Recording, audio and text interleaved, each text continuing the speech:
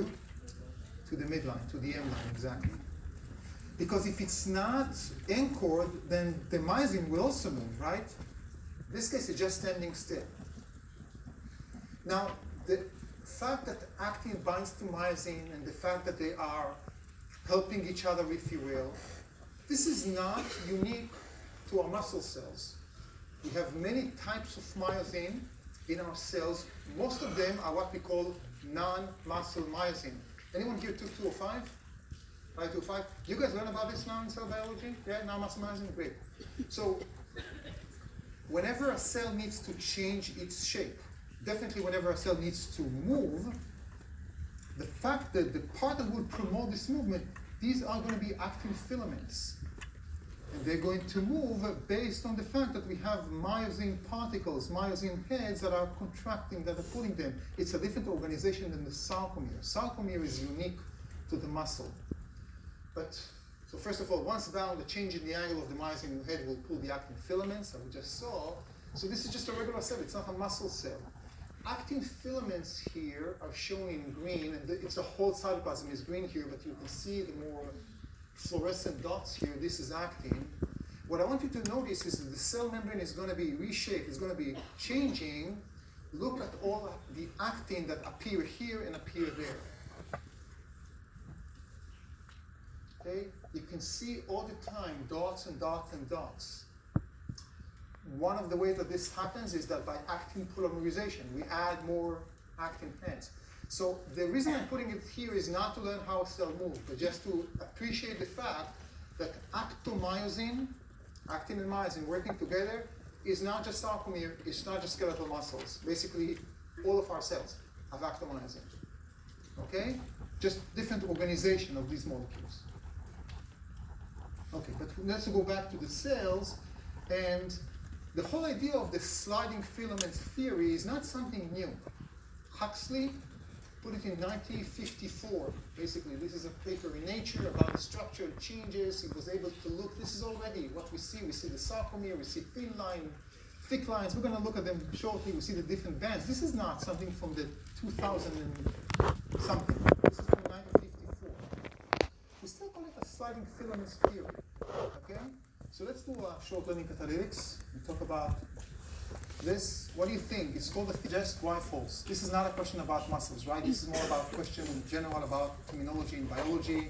And just wanted to make sure we all yes.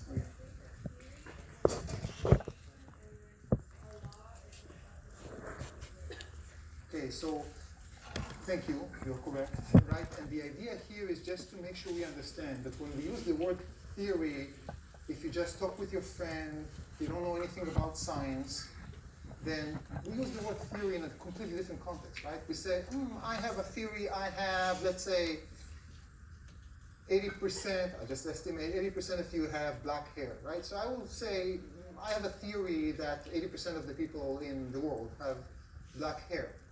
Okay, this is, in science, we don't call this a theory, right? How do you call this? This is a hypothesis, right? Maybe it's true, maybe it's not. I need to do some tests, I need to do some observations, and together eventually I will be able to say I'm right, I'm wrong. Okay? When we say theory in science, this is actually the highest level of explanation that we can provide to phenomenon. After we observed, after we did experiments, it's not a fact. We don't really have facts in the science, and we don't prove anything. This is math, not the natural sciences. But we have strong enough of evidence from different and multiple areas that suggests to us that this is extremely, extremely strong. Okay? Gravity, evolution, some smaller theories. It's not that we just think it happens. We have very strong evidence to believe that this is really happening. It's not even to believe, maybe I'm using the wrong word here. Okay? So the sliding filaments theory is well established. Having said that, there are parts of the theory that they're not so well established, and we might talk about it a little bit, not today, but at some point. Okay? Okay. So, I need 2 volunteers. I promise you not to do with your muscles. Don't worry about it. So, I just want two. Come on. Olivia, join us. And let's do lights. What's your name? Gray? Ray and Olivia, if you can stand it. What we said, people who volunteer, come on.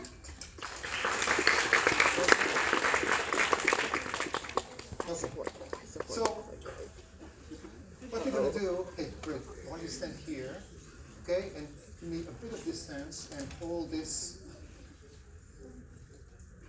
And just go and let's stretch it a little bit.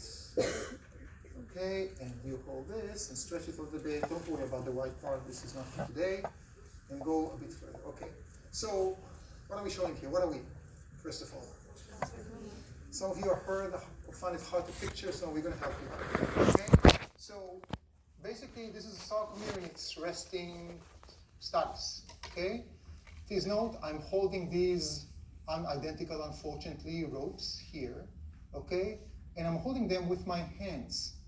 Okay, what am I in the sarcomere? I'm the M line, exactly. Am I moving anywhere? No, I'm a complex of protein, completely stable. I'm not moving anywhere. Okay? My arms and hands are what? Protein. These are the myosin, right? Molecules, the thick filaments, basically. Okay? And here what I have, the ropes will be the filamentous actin, right? The actin filaments, the thin filaments. Great. Please note, I'm not holding the actin with my arm, but just with my hand, suggesting that my hand is what? What is the hand? Myosin, head, exactly. Okay? Okay, the last part, Gray and Olivia. Great. Great. And Olivia are what? What are they? These are the Z-discs, okay? Now what I'm going to do, I'm going to pull them, and what I would like you to do, because I'm not so strong, I don't have Thomas's biceps, okay? Then what I want you to do is to resist me to some extent, but to allow me to pull you, okay? But not just rushing in because we need that tension, okay? So I'm starting to pull, and please note I'm just moving my hands. Olivia, said, give me a slap, okay? Come on. No, don't resist too much. Don't embarrass me, okay? So I'm moving my hands. Now, am I building new rope here? No. So for those of you who did learn cell biology, you should know that in the cell, when we're not talking about muscles, one of the ways that we address muscles is either to shorten the polymer, to cut it off, or to build. This is not what we do. We are not changing anything about the polymer, about actin, okay? I'm just changing the angle. What happens to the actin filaments? Don't worry, I'll stop you before it becomes embarrassing. But what happened to the actin filaments? What happened to the ropes here? They slided. Did I slide with them? Did I move? No. They slided past me, right? What happens to the Z-discs? They become shorter, right? We had a sarcomere that started there and there, right? And just by changing small angle in the myosin heads, they're able to become closer to each other. Now we have a shorter sarcomere. Okay? Sliding filaments theory. Basically, before we leave, before I release them, any questions about this? Maybe you want to do it just again. We'll do it quickly. Okay?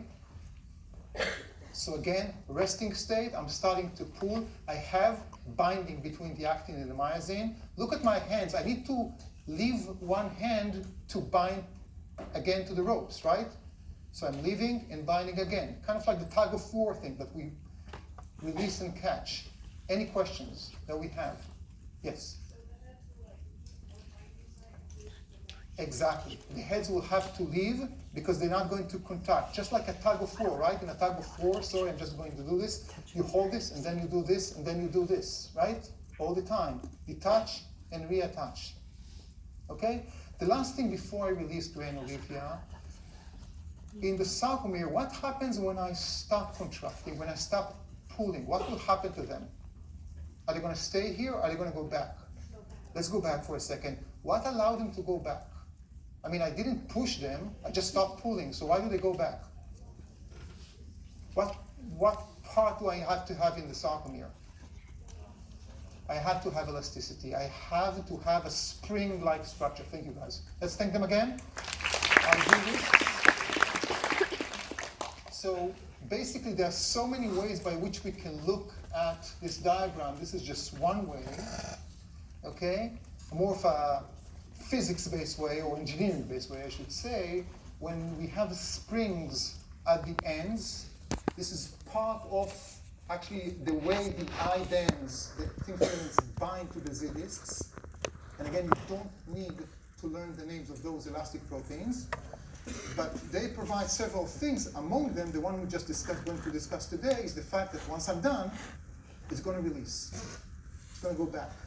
Elasticity is not about being able to contract or expand. Elasticity is about going back to exactly the same resting state. That's elasticity. For that, we need elastic fibers.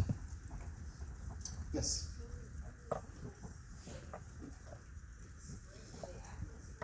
The Z discs do not act like spring in a way. This might be a bit misleading. The Z discs are proteins. They behave like a spring because you have elastic fibers. The elastic fibers are the spring structure that will provide us with the elasticity. So I'll go back to the lights. Okay, we're not done yet. I want to make sure we got this whole, so we go again one step at a time. Yes? So the question was about the angle between the actin and myosin. I held the, or we can see that here, okay? This is like kind of like a cocked position, right? Like a 90 degrees. The change in the angle is doing this. We'll talk next week about, and you guys will read about this, about what we call the power stroke, like in a boat, when you do this. Okay, that's a change in the angles of your pedals in a way, the same thing. Yeah, exactly. But we will talk a lot about this. Okay? So this is again what we showed earlier on. Okay? You see upon stimulation, and we'll see what that stimulus means, but only when the actin filaments have their myosin binding sites exposed, and only when the myosin head is in a position that it can bind to the actin. This is critical. And this will only happen upon stimulus. But upon stimulation, myosin heads bind to actin and sliding begins, and filaments slide past the thick ones. I had only 2 hands and 2 arms to use, but the sarcomere has many more, right? Because we have many, many, many myosin heads, and I don't want to say endless because they are not endless, but numerous actin myosin binding sites on the actin filaments. Okay? As a result, what we see is this. Myosin heads pull, actin are in blue, myosin heads in red. You know the pull. What is the vertical black line? No, it's not. What is the vertical black line? This is the Z discs. Okay, we cannot see right here. To deal with thick filaments. Now, I put that yesterday on Facebook. Nobody answered. So, there's something wrong here. Can anyone tell me what's wrong here? Something here does not represent the real story. Can anyone guess or see or think? Yes? So, do the myosin filaments not move in unison then? Because then if you were to kind of move them all at once, then you would essentially... Perfect. So, if this was the case, then any time you release the myosin heads, boom, because of the elasticity, the Z disc will go back. You will not be able really to pull.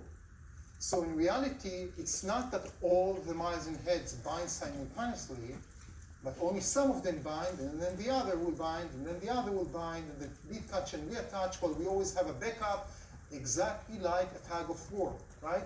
If we have, I'm holding in one hand, one is released, I'm still holding with the other hand, now I'm holding, now I release, now I'm holding, I release. End it.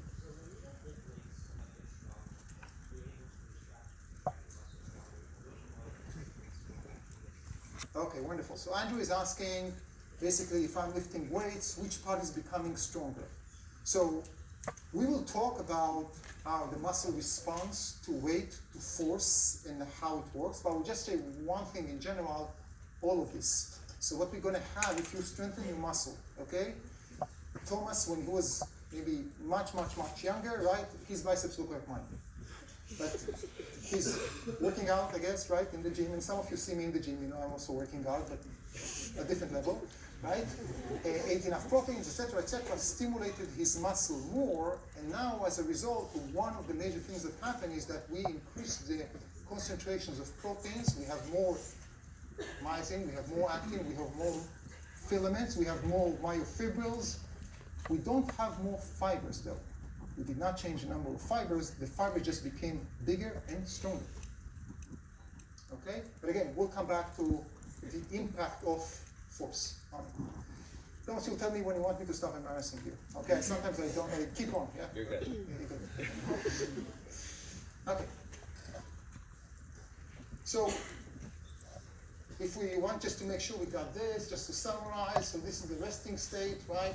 We have some overlap between the myosin and the actin, but then after the pulling forces, after the sliding, now the sarcomere shortened, the basic physiological unit shortened, the age disc, the part that we have myosin only, became smaller because now we have more overlap, right?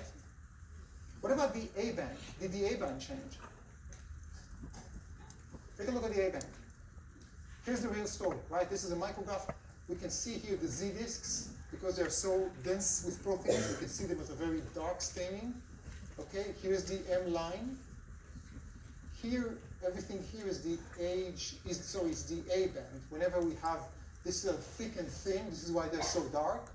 These are thick only, this is why they're not as dark, and these are the thin filaments. So we can see that as the Z became closer to each other, the age also grows smaller. The A band, the same, right? Remember me and Olivia in gray? My arms did not change a bit.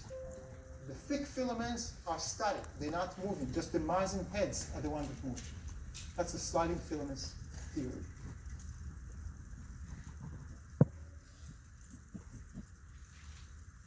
Okay? And this is a static real image, but I thought it would be cool if we see a real thing. So this is a skeletal muscle, this is a muscle, and what you can see are all the lines here, and you can actually see the Z disc even in this area. And this is how it contracts. Sarcomere becomes a whole short.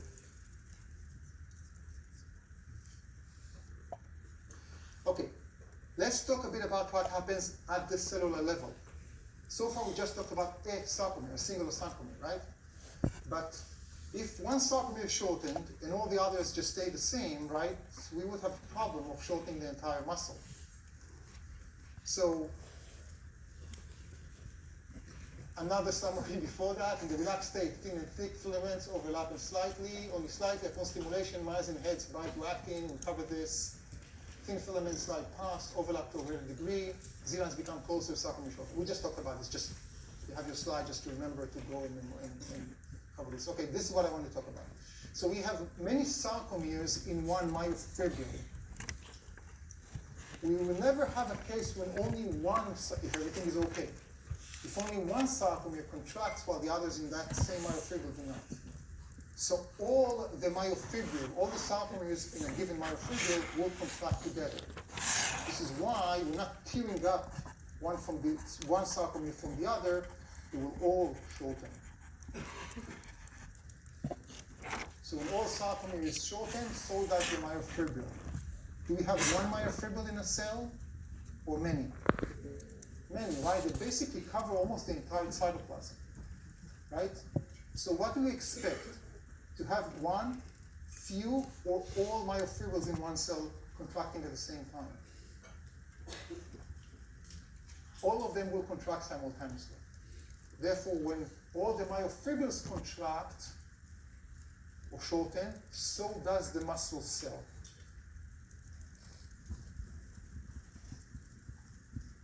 Any questions about that? All happens together. A cell is contracting as a basic unit. Yes? I don't know if we're going to talk about this later, but I know that some people say that, that like in the process of working out and like growing muscle, you actually break it down, and that's why you need. We will talk about it some. Not completely wrong, but not. We don't have enough strong evidence that it happens every time. The general idea, yes, we have micro breaks to the muscle, and part of the recovery is hypertrophy, making the muscle bigger. And we even have, to some extent, some more, I don't have to get into the satellite cells for those who are interested, not for this class. But probably we don't need to reach those breaks in order for the muscle to grow. Yes? Wonderful. That's a question I was looking for. So how do we create differences in strength? So a third lecture on the muscular, we all talk about graded responses. Okay?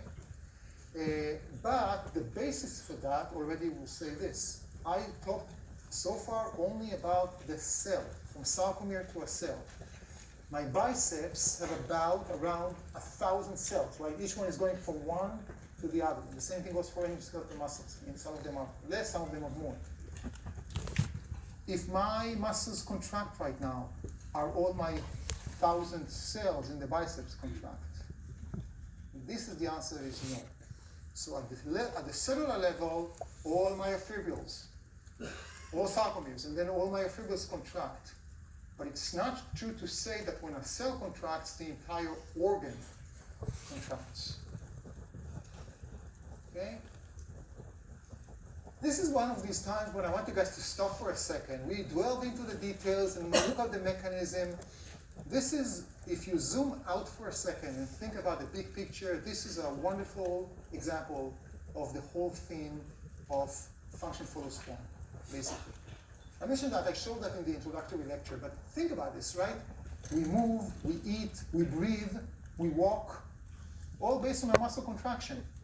All of this is because of this change in the angle. And of course, the architecture, the anatomy that we have over there. So, I don't know. I'm always excited by this. This is pretty amazing if you think about the human body and how it can translate such a small difference because we have the right anatomy to eventually our life. Okay? So just again, I just want to repeat what I said, that when all of these happen, a muscle cell will contract, but we don't need all the muscles to contract in order for the organ to contract.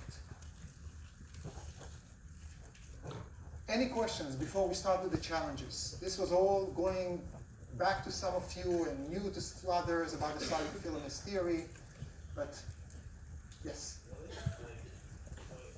You're asking what if? I already like this question. Come on.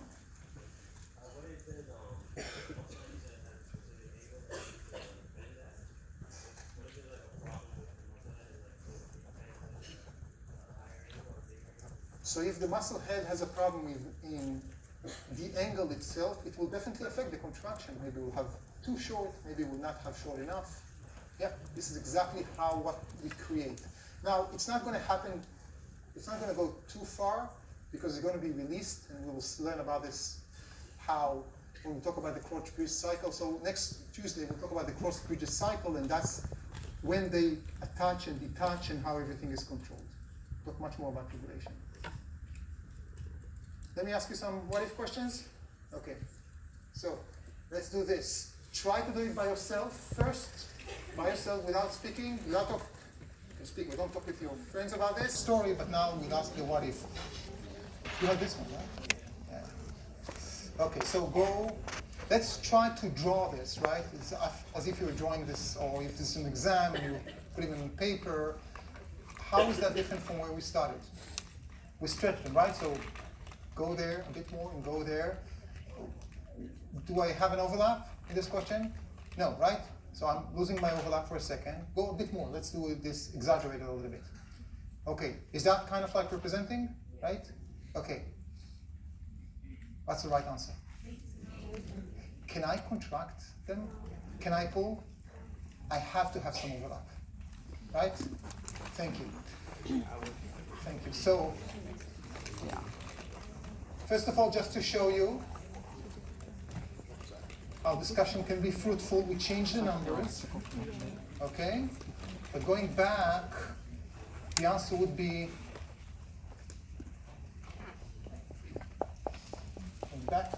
the answer would be D. And the reason is that,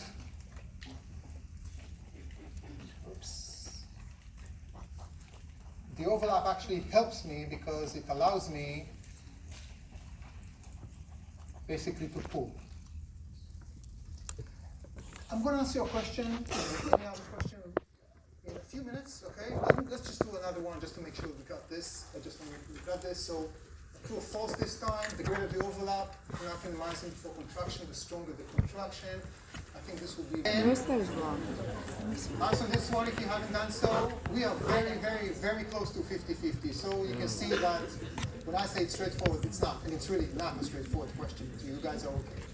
So it's 58-42. I don't want to say which one, so not to have you biased for that. Let's do it again after you discussed and see what we have.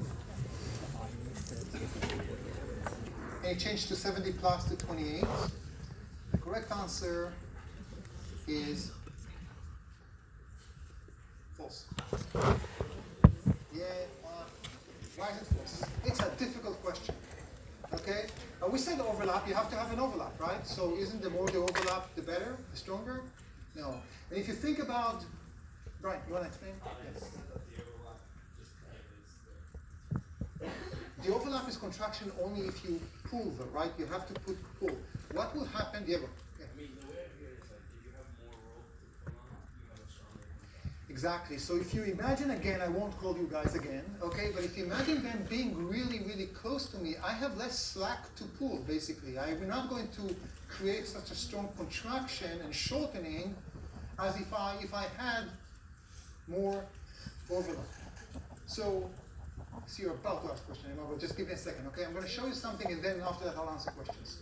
So actually we can measure experimentally and see what's the ratio between extension before contraction, how much we can stretch, and the strength of the contraction itself.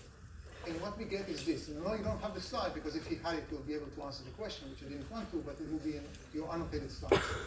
So these are the different sarcomeres, and on the x-axis what we see is the different changes, right? How much length, again, length before contraction, how much we extend them. The y is tension, and it's tension in percent. Yeah, it's not, it's reaching the 100 means that's the maximum this specific muscle can contract, this sarcomere. So when we don't have overlap, like here, we'll have zero contraction. Now we have overlap. The more overlap we'll have, the more actin binding site, a myosin binding site of the actin will be taken, therefore we'll have more myosin heads pullings, therefore we'll have more contraction. But at some point we'll reach the optimum, and after that they're basically too close. And you have less slack to pull, and as a result you reach all the way up to the point where you cannot pull anything because you don't have any place. Everything was pulled. Okay?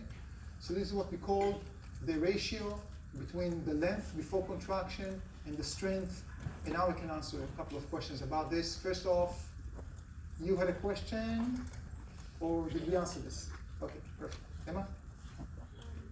So, I was wondering about if there's not enough overlap right there. So, can you explain that a little bit?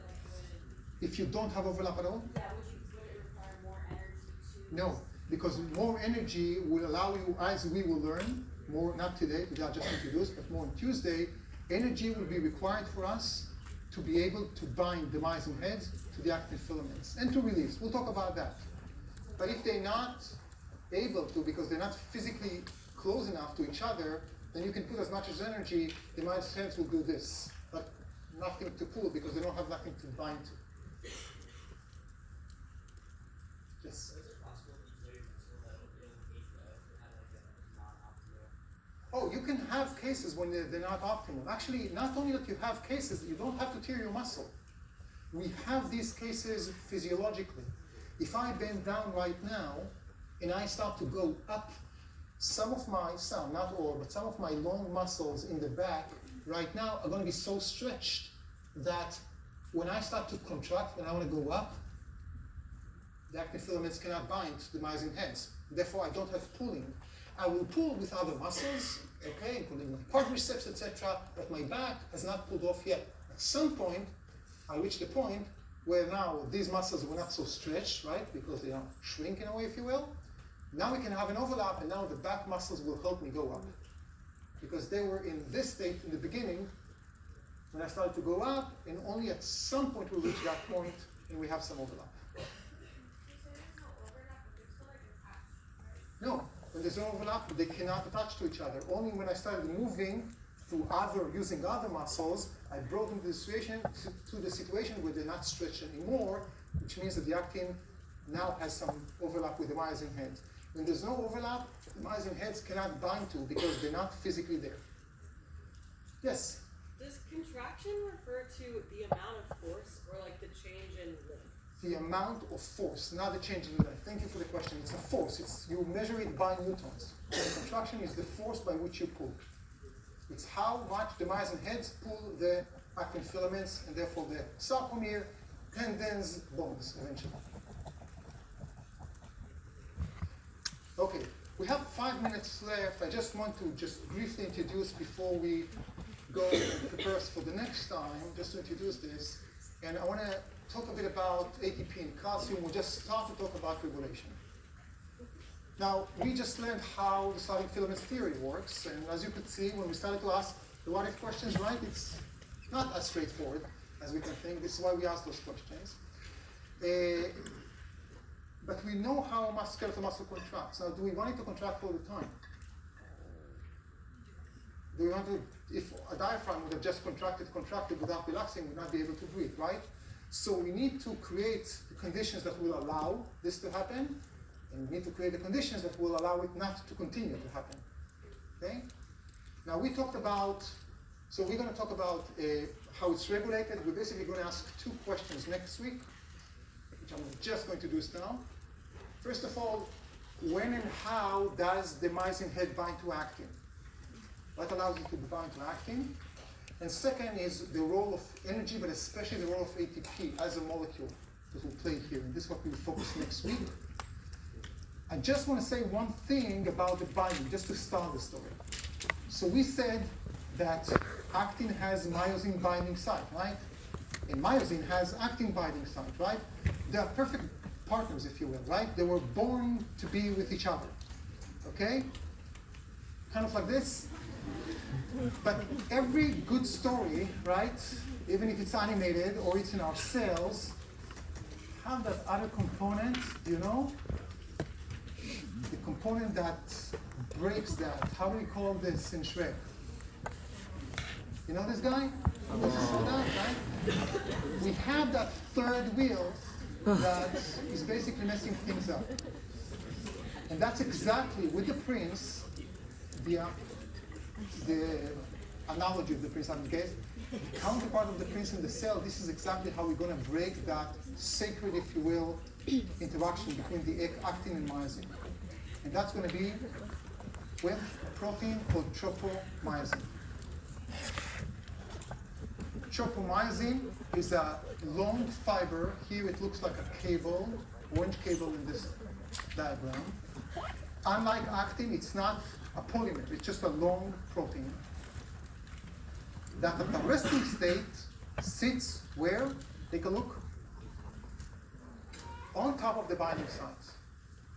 So when in the resting state, when tropomyosin is there, Shrek is here, Fiona is there, they cannot kiss, they cannot interact. It just doesn't work. That's the idea. So if we want myosin to bind to actin, what do we need to do? We need to remove tropomyosin, not to remove it in the sense of breaking it, because we're going to need it in just a second, but just remove it a bit from its status right now. We need to change its configuration so it will not sit on the myosin binding sites. And now exactly we're going to do that is going to be with one extremely important molecule. Anyone knows? Troponin, but what will activate troponin? I'll assume exactly. How exactly is going to happen? Tuesday. Have a great weekend.